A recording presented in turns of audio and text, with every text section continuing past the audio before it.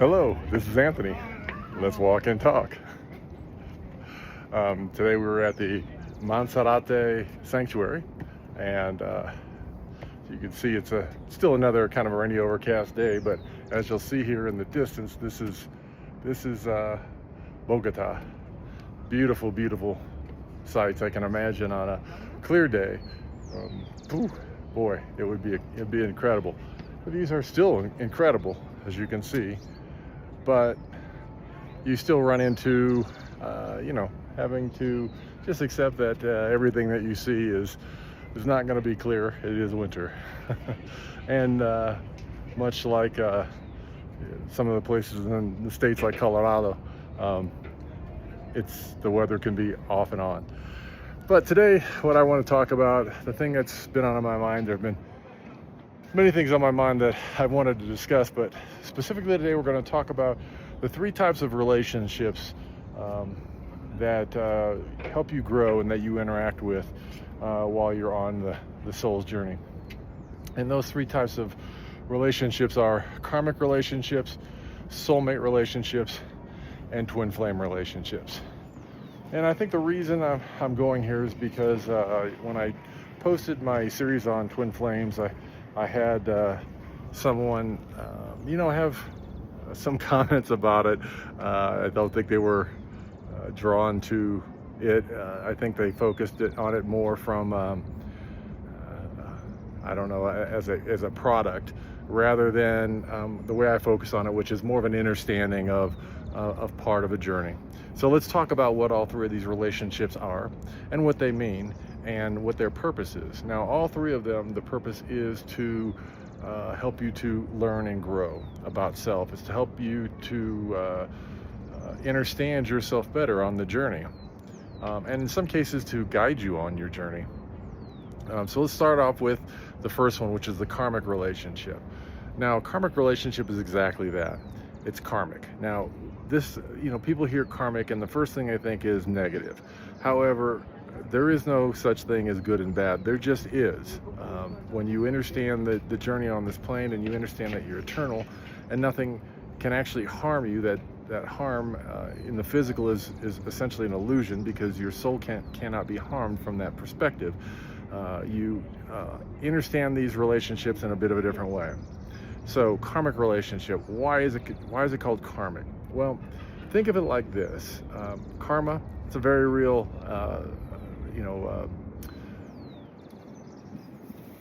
experience, and because it's a real experience, essentially, as most people look at karma as what you put out into the world you return. But in this case, let's look at karma slightly different. You see, when you choose a journey in this lifetime, there are certain people within, say, your soul pod, your soul family, and then choosing and selecting people from, say, other soul pods, let's call them people, souls from other soul pods, that you've used in the past or interacted in the past to help you on your journey.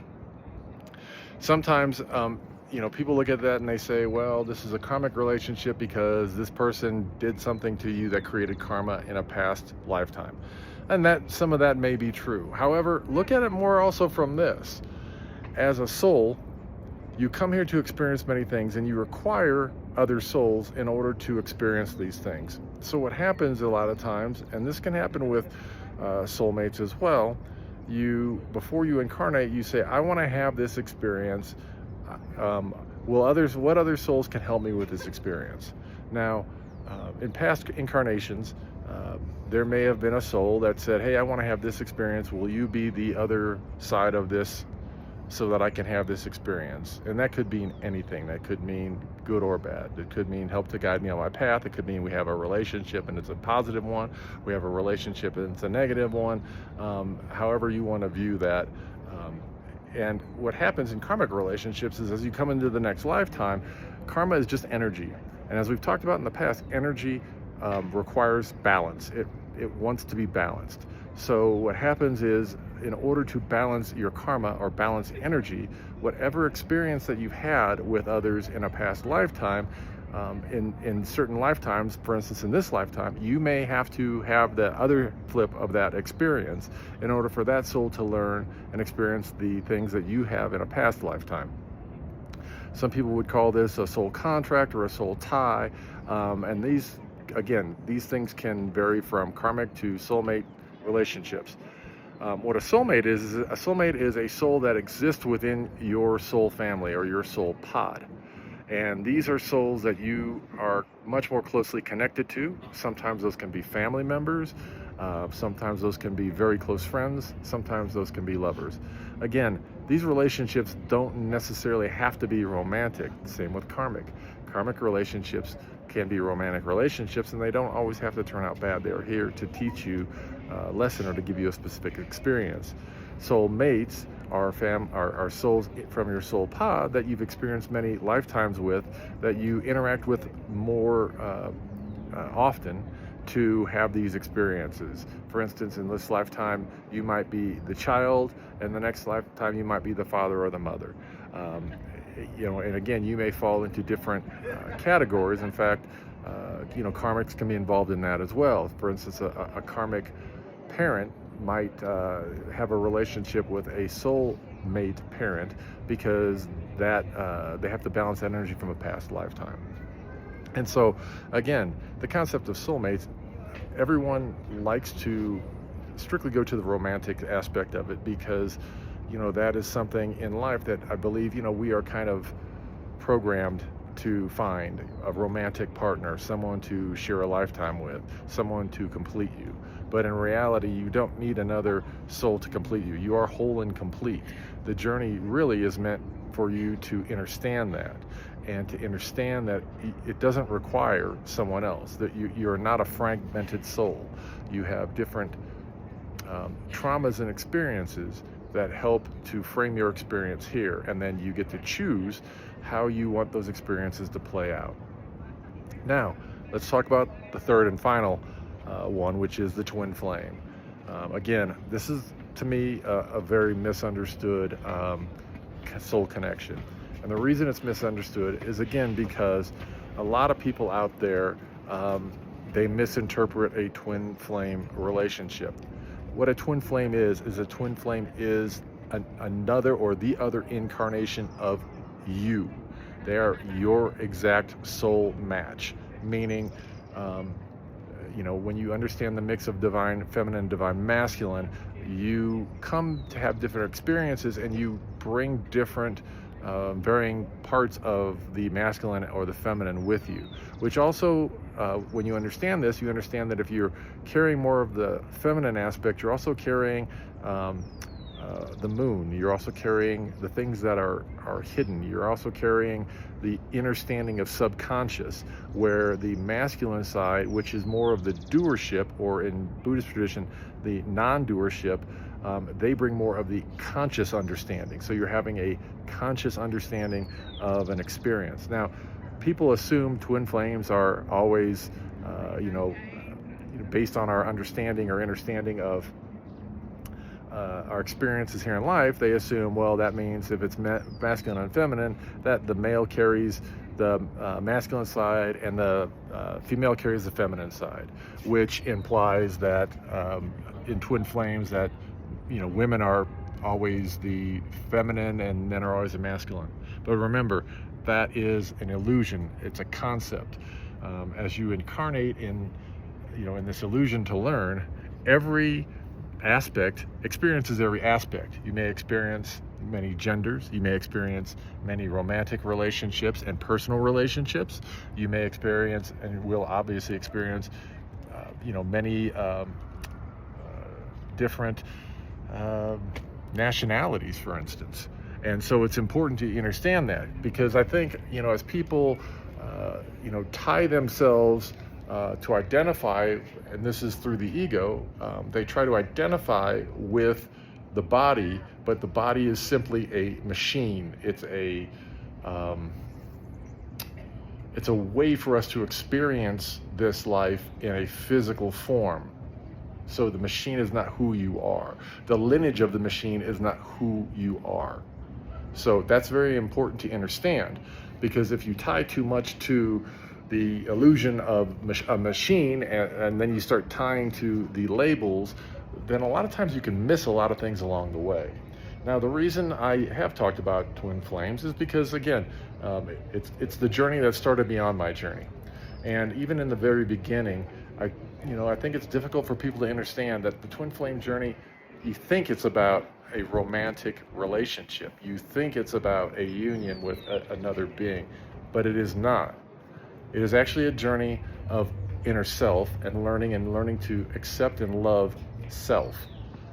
And in doing that, you begin to understand and learn and embody the concepts of unconditional love.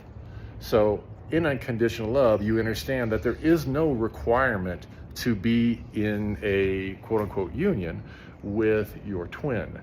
What you understand is, if your twin is you and you are learning to love yourself more deeply, you are learning the concept of unconditional love and what that means in order to be able to express that and share that on this plane, not only with yourself, but with other beings as well.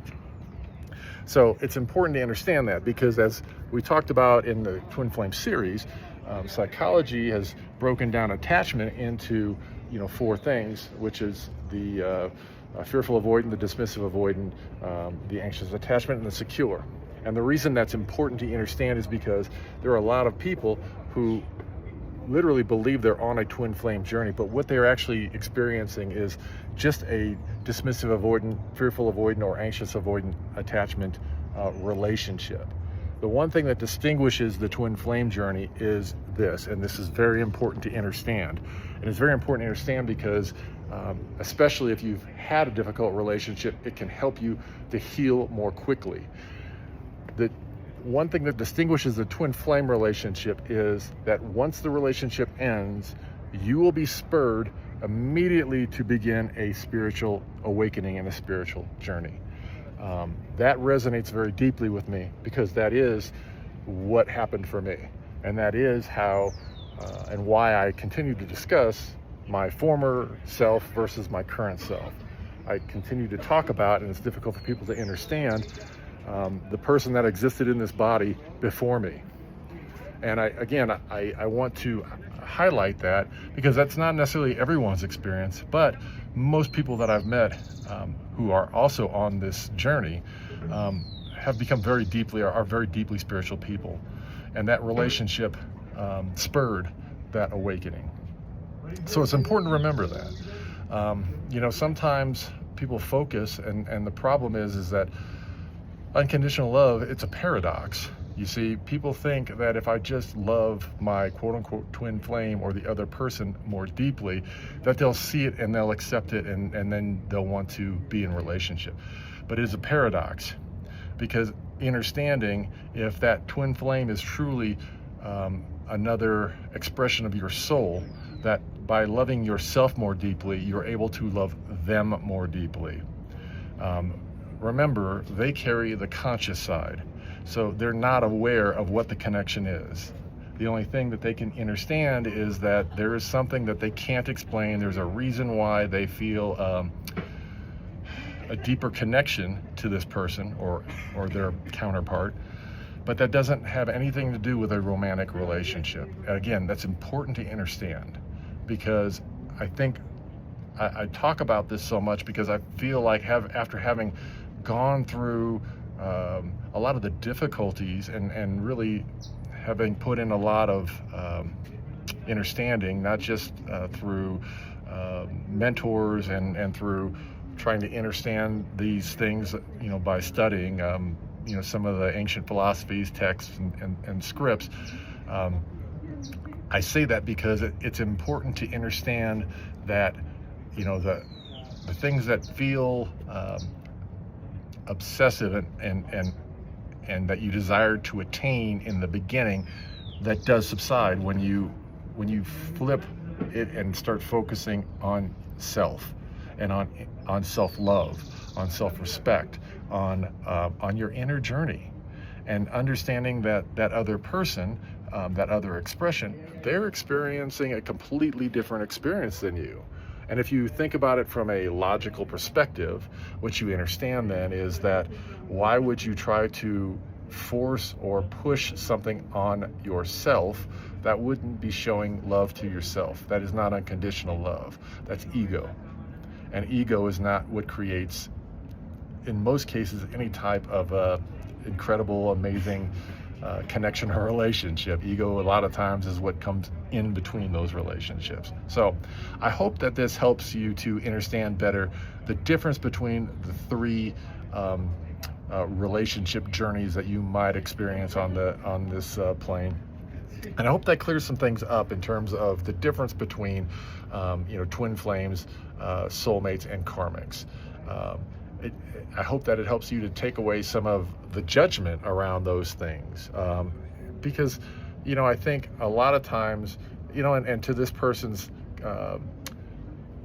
credit, what essentially they said that it, in their mind, that it was a bad product. And and I understand that, because a lot of times people try to monetize these things because they want to gain notoriety, or they want to gain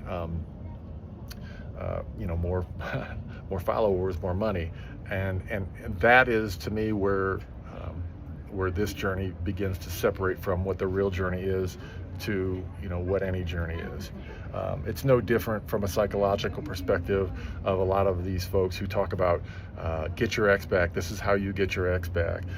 The goal isn't necessarily for you to get your ex back, because if you got your ex back, then they lose a follower. It's no different than a consumerism or materialism, you see. And so for me, that's why those types of things, I see that as a journey of the mind and not a journey of the soul.